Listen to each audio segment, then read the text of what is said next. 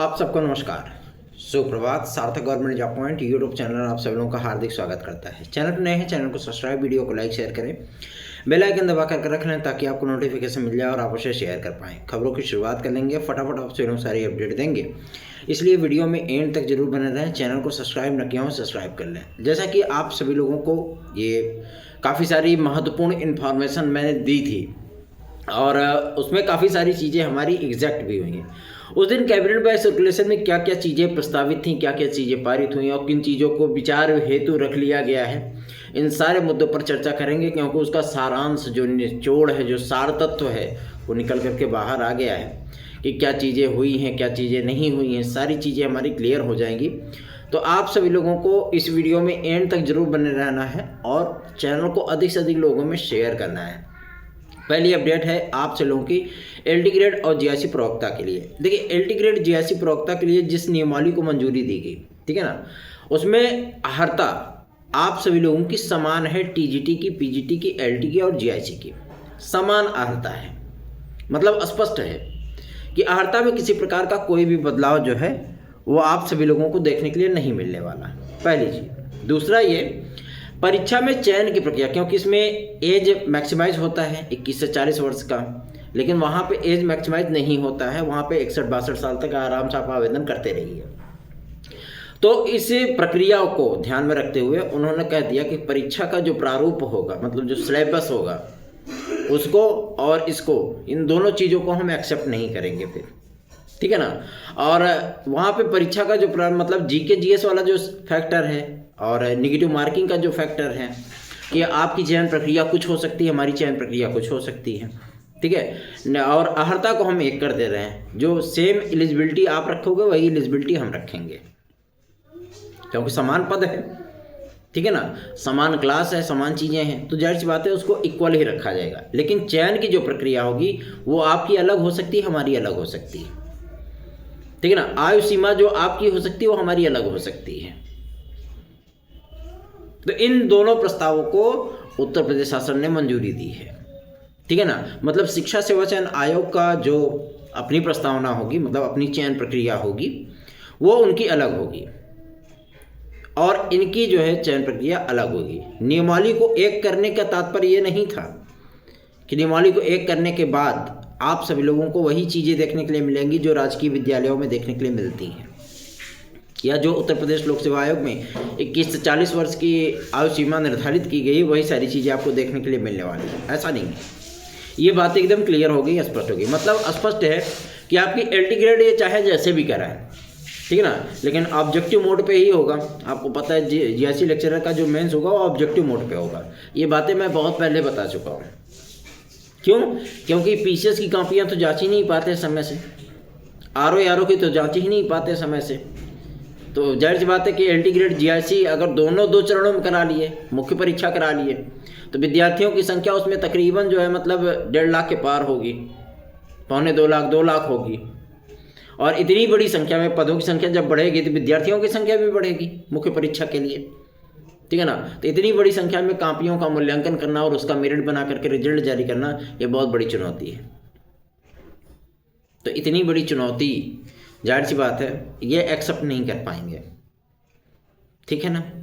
तो इसीलिए इसको मुख्य परीक्षा को ऑब्जेक्टिव मोड पे ओएमआर सीट पे कराए जाने का प्रस्तावना को जो है गवर्नमेंट ने संतुष्टि दी है, मंजूरी दी है। अब ये तात्पर्य है कि मतलब चयन प्रक्रिया क्या टीजीटी की भी बदल जाएगी? नहीं, टीजीटी की सेम रहने वाली है। टीजीटी में कोई परिवर्तन नहीं होगा। ये शासन ने जो है क्लियर कर दिया कि भैया टीजीटी में कोई परिवर्तन नहीं करेंगे हम। एलटी ग्रेड जो है आप सभी लोगों की ये जो बातें सामने आ रही है ना कि 2 चरणों की होगी एलटी ग्रेड, इस पर भी गवर्नमेंट ने अभी संतुष्टि नहीं दी है कि 2 चरणों की आप एलटी ग्रेड करा लो, हम संतुष्टि दे रहे हैं, स्वीकृति दे रहे हैं। स्वीकृति नहीं मिली है इस पर, ठीक है ना, क्योंकि अब इस पर बाकायदा संयुक्त शिक्षा निदेशकों से जो है मतलब बातचीत की जाएगी इस पर, ठीक, इसको क्लियरेंस दिया जाएगा। उसके बाद ही इसको क्लियर किया जाएगा, हाँ भाई आप एलटी ग्रेड 2 चरण की करा लो, हम टीजीटी एक ही चरण में कराएंगे, ठीक है ना। ये चीज़ें अभी क्लियर होंगी और ऐसा नहीं कि इसमें 2-4-5 दिन का समय लगने वाला है। ये चीज़ें कल परसों तक क्लियर हो जाएंगी।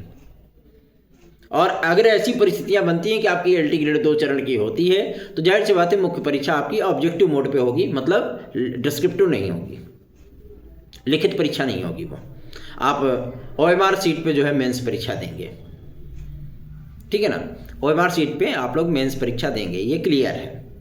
दूसरा ये कि टीजीटी आप सभी लोगों की सेम पैटर्न पे होगी, उसमें तब कोई परिवर्तन नहीं होगा। अगर यहाँ पे जीके जीएस वगैरह सम्मिलित करते हैं 2025 की वैकेंसी में भी नेगेटिव मार्किंग लाते हैं तो जाहिर सी बात है प्रक्रिया भी आपकी बदल जाएगी। लेकिन चूंकि कल हम लोगों ने शिक्षा निदेशक महोदय से मुलाकात की थी और इस बारे में बातचीत की थी तो उन्होंने कहा कि अगर पैटर्न चेंज करेंगे, सिलेबस चेंज करेंगे तो जाहिर सी बात है पैटर्न भी चेंज होगा, और सिलेबस सेम रखने वाले हैं तो पैटर्न भी सेम रखा जाएगा। और ऐसा नहीं कि मतलब इन सारी चीज़ों को बस एलटी ग्रेड से जो चीज़ें जो परिवर्तन है सारी चीज़ें एक्सेप्ट कर लेंगे, ऐसा नहीं होता है। उनकी चयन प्रक्रिया अलग है भाई, शिक्षा सेवा चयन आयोग की चयन प्रक्रिया अलग है, ठीक है ना। हाँ, जो मॉडल है क्वेश्चन पूछने का वो मॉडरेट उनका भी है, मॉडरेट इनका भी है, ठीक है ना। स्तरीय क्वेश्चन वो भी पूछते हैं, स्तरीय क्वेश्चन ये भी बनाने लग गए हैं अब। सिंपल साधारण सा कोई क्वेश्चन अब जो है वो देने के मूड में नहीं रहते हैं। आपने माध्यमिक शिक्षा सेवा चयन बोर्ड की टीजीटी में भी ये चीज़ें देख ली होंगी, ठीक है ना, तो चिंता करने की आवश्यकता नहीं है। और रही बात आयु सीमा को लेकर के, तो आयु सीमा को लेकर के भी डिस्कशन हुआ है कैबिनेट वाइज सर्कुलेशन में, ये प्रस्ताव जो है उनके पास गया लेकिन अभी इस पर स्वीकृति नहीं मिली है, ठीक है ना। आयु सीमा पे भी बातचीत हुई है मंत्रियों के बीच में, मुख्यमंत्री महोदय को ये संज्ञान में है, तो जाहिर सी बातें कहते हैं कि एक एडवांटेज पैकेज, ये एडवांटेज पैकेज ही हो गया, ठीक है ना। इसमें किसी का लाभ नुकसान नहीं है, लाभ सिर्फ उन्हीं विद्यार्थियों का जो विद्यार्थी ओवर एज हो चुके हैं, तो एडवांटेज पैकेज हो जाएगा ये, ठीक है ना। और एडवांटेज पैकेज इसमें कई चीज़ें सम्मिलित होती हैं, आप खुद स्वयं भी समझदार हैं इस चीज़ को लेकर के। तो एडवांटेज पैकेज आप सभी लोगों को क्या मतलब जो है बेनिफिट देते ही गवर्नमेंट, ये अभी आप सभी लोगों को थोड़ी सी प्रतीक्षा करनी पड़ सकती है। तो इसके लिए आपको ज़्यादा परेशान होने की आवश्यकता नहीं है कि हमें कैबिनेट वाइज सर्कुलेशन में इसको मंजूरी नहीं मिली, बातचीत इस पर भी हुई है। और ईडब्ल्यूएस को लेकर के भी निर्णय किया जाएगा, सारी चीज़ें आपकी फाइनल की जाएंगी, और वो भी 2025 विज्ञापन जारी होने के पहले, ठीक है ना, क्योंकि आप लोगों को बाकायदा समय दिया जाएगा इस चीज़ के, हाँ भैया हम इतना जो विद्यार्थियों को ये अवसर दे रहे हैं तो विद्यार्थी आराम से अपनी तैयारी कर सकें। थोड़ा सा ये पेचीदा जरूर है, लेकिन इसके लिए हम लोग ऐसा भी नहीं कि थक गए, हार गए, हार मान लिए, नहीं, लगे हुए हैं। और विजयश्री अवश्य होगी, आप सभी लोगों को एज रिलैक्सेशन मिलेगा, टेंशन मत लीजिए इसके लिए। रही बात हमारी एलटी ग्रेड जीआईसी की, तो भैया इनके परीक्षा कैलेंडर में इसको तभी ये सम्मिलित कर पाएंगे जब ये इस चीज़ को क्लियर कर लेंगे कि हाँ एलटी ग्रेड हम 2 चरण की करा रहे हैं, तो क्या टीजीटी भी हमारी 2 चरण की होगी, है ना। तो इन सारी चीज़ों को क्लियर किया जाएगा क्योंकि अहर्ता सेम हो चुकी है, अहर्ता का विवाद समाप्त हो चुका है। जो एलटी ग्रेड जीआईसी प्रवक्ता की अहर्ता है सेम वही टीजीटी और पीजीटी की अहर्ता है। बहुत से विद्यार्थी हमसे ये पूछ रहे थे कि क्या जीआईसी लेक्चरर और पीजीटी में बीएड अनिवार्य हो गया है क्या। तो देखिए, जीआईसी लेक्चरर और बीएड में अनिवार्यता को लेकर के 2 प्रस्ताव गवर्नमेंट के पास थे। पहला प्रस्ताव यह था कि प्रास्नातक प्लस बीएड कर दिया जाए संबंधित विषय में, ठीक है ना, और आराम से जो है मतलब विद्यार्थी अप्लाई करें। या दूसरा जो एलिजिबिलिटी रखी गई है वो रखी गई है कि प्रास्नातक केवल रखा जाए और उसके साथ बीएड ना मान्य करके बल्कि उसको आहर्ता मतलब वेटेज में जोड़ दिया जाए, अधिभार में जोड़ दिया जाए। तो इस प्रस्ताव को फिलहाल मंजूरी नहीं मिली है कि इस पर क्या डिसीजन लेते हैं माध्यमिक शिक्षा मंत्रालय, और इस पर डिसीजन लेने के बाद ही आप सभी लोगों को पीजीटी और जीआईसी लेक्चरर का जो है एलिजिबिलिटी पता चलेगी। हालांकि टीजीटी अपनी क्लियर हो चुकी है, ठीक है ना। टीजीटी पीजीटी 2016-2021 के जो हमारे भाई बंधु हैं, मैं उनसे भी कहना चाहता हूँ आप लोग चिंता बिल्कुल ना करिए। आप लोगों की प्रक्रिया वो 26-27 तारीख तक जो है इनकी सब प्रिंट आउट वगैरह निकल रहे हैं। आपने जिस अपने हैंड राइटिंग में दिया सारी चीज़ें, वो सारी चीज़ें आपकी निकलवाई जा रही हैं, आपकी फाइल में अटैच की जाएंगी। फिर वही डाटा पूरा तैयार किया जाएगा, क्योंकि 159 विद्यार्थियों की मांग की गई थी।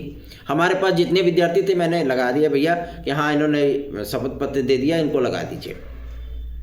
तो फिर वो प्रस्ताव आप सभी लोगों का वो गवर्नमेंट के पास जाएगा, कितने विद्यार्थी कोर्ट से रिलैक्स पाए हुए हैं, सारी चीज़ें हैं। फिर आप लोगों की नियुक्ति प्रक्रिया जो है वो स्टार्ट की जाएगी। टेंशन मत लीजिए इस चीज़ के लिए, ठीक है ना। हम लोगों की विजयश्री कोर्ट से भी सुनिश्चित है, हम लोगों की विजयश्री आयोग से भी सुरक्षित है, हम लोगों की विजयश्री शासन से भी सुरक्षित ही होगी। इसके लिए आपको चिंता करने की आवश्यकता नहीं है, निश्चिंत रहें इसके लिए, क्योंकि हम इतना भाग दौड़ कर रहे हैं ना, लोगों के पास आ जा रहे हैं, तो जाहिर सी बात है आप लोगों के कार्यों के लिए ही, ठीक है ना। और चूँकि आप सभी लोग विभिन्न प्रकार के जिलों में हो, तो आप लोग तो हमेशा हर जगह नहीं दौड़ सकते ना, तो आप लोगों का कार्य हमें ही करना पड़ता है। रही बात इनके एग्ज़ाम कैलेंडर को लेकर के, तो एग्ज़ाम कैलेंडर के लिए भी आपको प्रतीक्षा करनी पड़ेगी। और रही बात टीजीटी पीजीटी की ऑफिशियल अनाउंसमेंट को लेकर के, तो मैं आप लोगों को बताना चाहता हूँ टीजीटी पीजीटी की ऑफिशियल अनाउंसमेंट आप सभी लोगों को जनवरी में फ़िलहाल तो पॉसिबल नहीं दिख रहा है, क्योंकि कल ही अभी आयोग के अध्यक्ष महोदय से हम लोगों ने बातचीत की थी, तो उन्होंने कहा कि फ़िलहाल तो जनवरी में हमें टीजीटी पीजीटी करानी नहीं है, कराना अप्रैल में है ना। तो अप्रैल में जब हम असिस्टेंट प्रोफेसर की परीक्षा फरवरी में कराने चल रहे हैं, ठीक है। अध्याचन लेने की प्रक्रिया हमारी जब स्टार्ट होगी, आज से मान लीजिए उन्होंने पोर्टल खोल देना है कि आप अध्याचन भेजिए। उन्होंने कहा कि अगर अध्याचन की संख्या हमारी 3000 के पार हो जाती है, उन्होंने मिनिमम बोला कि 3000 के पार हो जाती है, और लगभग जिन जिन डिपार्टमेंट की जिम्मेदारी हमें दी गई है उन डिपार्टमेंट में से 3-3000 साढ़े 3-3000 पद अगर हमारे पास आ जाते हैं, तो जाहिर सी बात है हम परीक्षा कैलेंडर जारी कर देंगे। और यदि इससे कम पदों की संख्या रहती है तो हम परीक्षा कैलेंडर जारी नहीं कर पाएंगे। क्यों? क्योंकि हमको विज्ञापन निकालना है, आवेदन लेने, फिर एग्ज़ाम कराने हैं, तो तय शेड्यूल के अनुसार होगा। अभी फिलहाल इनका पोर्टल ही संशोधित नहीं हुआ है, अब सूचना मिल रही है कि पोर्टल इनका सोमवार तक संशोधित होगा, ठीक है ना। फिर अध्याचन लेने की प्रक्रिया इनकी 7 फरवरी तक चलेगी। हालांकि 4 फरवरी को निदेशक लोगों की मीटिंग फिर से बुलाई गई है, 4 फरवरी को। देखते हैं क्या चीज़ें हो पाती हैं। चिंता मत करिए, सारी चीज़ें अपडेटेड हैं, सारी चीज़ें बेहतरीन चल रही हैं, तो आप सभी लोगों को भी इस इम्पैक्ट का एहसास सार्थक तरीके से होगा। टेंशन मत लीजिए बिल्कुल भी। रही बात हमारी यूपीएससी की, तो यूपीएससी भैया मैं बताना चाहता हूँ कि वो भी अपने क्राइटेरिया में थोड़ा सा बदलाव कर रहे हैं, चीज़ें थोड़ी सी आसान बनाई जा रही हैं विद्यार्थियों के लिए, क्योंकि विद्यार्थी बेचारे तो हर जगह पिसते हैं ना, बाकी कोई अधिकारी थोड़ी ना उसके लिए चिंतित होता है, ना शासन प्रशासन चिंतित होता है, पिसते बेचारे विद्यार्थी ही हैं। तो जाहिर सी बात है उन सारी चीज़ों का एडवांटेज हमारे भाई बहनों को प्राप्त हो। सार्थक government job point YouTube channel का हमेशा से ही यही प्रयास रहा है, तो चिंता विमुक्त होकर के सार्थक government job point YouTube channel को सब्सक्राइब, वीडियो को लाइक शेयर करें और बेल आइकन अवश्य दबा लिया करें। वीडियो को शेयर जरूर किया करें, लाइक जितना अधिक करेंगे, जितना अधिक लोगों को जोड़ेंगे, उतना ही बेहतरीन ढंग से हम आप सभी लोगों के लिए कार्य भी कर पाएंगे। धन्यवाद, आप सभी का दिन शुभ हो।